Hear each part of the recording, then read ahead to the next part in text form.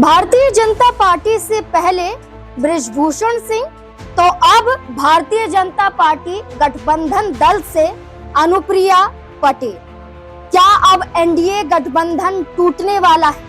क्या उत्तर प्रदेश में भारतीय जनता पार्टी को एक बड़ा नुकसान होने वाला है? वो अनुप्रिया पटेल जो अपनी ही सरकार से कई बार झगड़ती हुई नजर आई, वो अनुप्रिया पटेल जो कई बार अपनी ही सरकार को ललकारती हुई नजर आई है, चाहे आरक्षण की चर्चा हो, चाहे नजूल संपत्ति विवाद हो, लेकिन अब अनुप्रिया पटेल की ही पार्टी पर बड़ा खतरा मंडराता हुआ नजर आ रहा है। क्या अब अनुप्रिया पटेल को भारतीय जनता पार्टी का साथ छोड़ना पड़ेगा? वो अनुप्रिया पटेल जिनके खाते में लगभग 2022 के विधानसभा चुनाव के बाद 12 से 13 विधायक हैं, लेकिन अब अनुप्रिया पटेल के ही विधायक, उनकी ही पार्टी के विधायक उनसे नाराज हैं और पार्टी छोड़ भी चुके हैं। और ऐसा नहीं कि सिर्फ एक या दो विधायक, लगभग 9 विधायकों ने बागी तेवर दिखाते हुए अनुप्रिया पटेल को एक बड़ी चुनौती दी है। तो क्या अनुप्रिया पटेल का राजनीतिक सफर 2027 के विधानसभा चुनाव से पहले खत्म होने की कगार पर है, जहां एक तरफ उनकी बहन और अपना दल कमेरावादी प्रमुख पल्लवी पटेल द्वारा कई गंभीर आरोप उनके पति आशीष पटेल पर लगाए गए। इस दौरान धरने पर पल्लवी पटेल उत्तर प्रदेश में बैठी। पल्लवी पटेल ने कहा कि ये पार्टी सिर्फ घोटाले और सिर्फ लोगों की मजबूरियों का फायदा उठाती है, और यही पल्लवी पटेल अपनी बहन के खिलाफ मैदान में उतरते हुए बड़ी चुनौतियां देती हुई नजर आई। लेकिन क्या अब ये विधायक भी साथ देते हुए नजर आएंगे? क्या पल्लवी पटेल के खेमे में पहुंचने वाले हैं ये विधायक? एक तरफ जिन विधायकों का जिक्र किया जा रहा है उनके बारे में पहले चर्चा कर लेते हैं।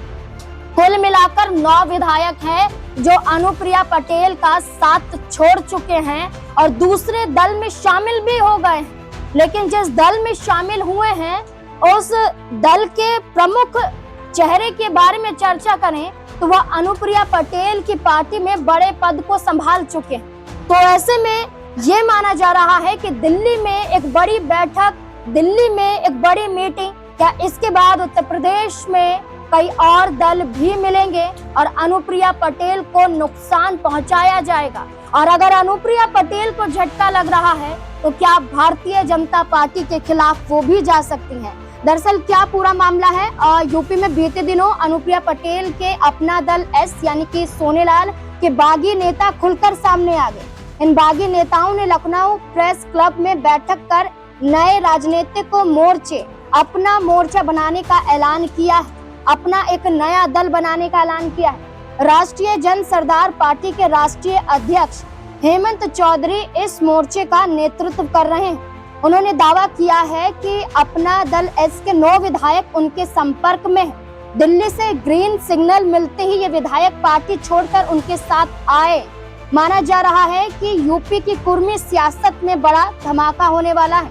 देखिए, अपना दल के युवा मोर्चा के अध्यक्ष रहे चुके हेमंत चौधरी ने कहा जो 9 विधायक उनके साथ संपर्क में हैं, वो अपना दल में खुद को गुलामी की जंजीरों में जकड़ा हुआ महसूस कर रहे हैं। उन्हें अगर सांस भी लेनी है तो पार्टी अध्यक्ष की सहमति लेनी होती है।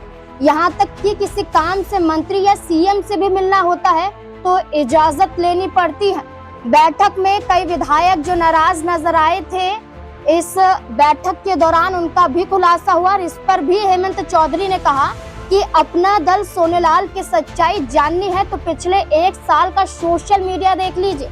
हर महीने की बैठक में 13 में से सिर्फ 3 से 4 विधायक आते हैं। नाराज नहीं है तो गायब क्यों है? आशीष पटेल पर निशाना साधते हुए कहा कि सदन में सिर्फ वही बोलते हैं, नेता को मौका नहीं मिलता।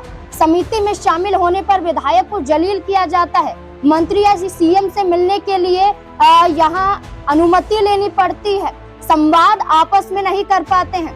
देखिए, जो मैंने पहले कहा कि अपना दल एस के युवा मोर्चा के अध्यक्ष रह चुके हैं हेमंत चौधरी, वो नेतृत्व कर रहे हैं और उनकी अपनी एक पार्टी है राष्ट्रीय जन सरदार पार्टी के ये राष्ट्रीय अध्यक्ष है। अब इनके साथ ये बागी जो विधायक हैं वो मुलाकात इन्होंने लखनऊ में की और इस मुलाकात के बाद माना जा रहा है कि बड़ा कदम उठाया जा सकता है। तो क्या उत्तर प्रदेश की राजनीति में एक बड़ा भूचाल आने वाला है?